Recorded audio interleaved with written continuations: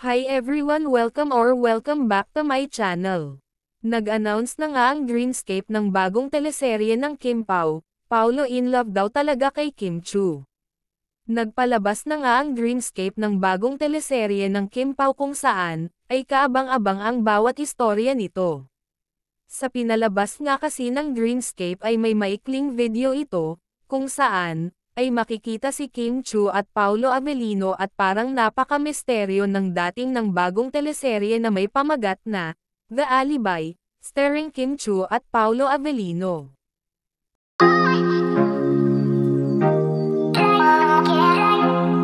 Maraming excited at nag-aabang na mga fans ng Kim Pao, kung saan ay matutunghayan na ng mga fans ang bagong teleserye.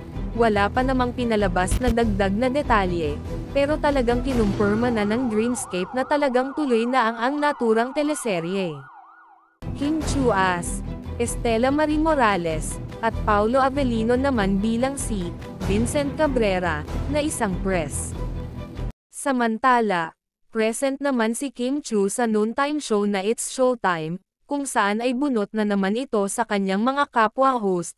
Unang napansin ni Vice ganda ang suot ni Kim Chu na lalong nagpaganda daw kay Kimi, at pansin din ng mga host ang bawat araw na nasilayan nila itong si Kim na pa-blooming umano ito, dahil nga sa mga napansin ng mga host, ay humirit naman itong si Jong Hilario na, kaya nga in love si na hindi pinapangalanan kung sino, pero sobrang halata na si Paulo Avellino ang tinutukoy nito.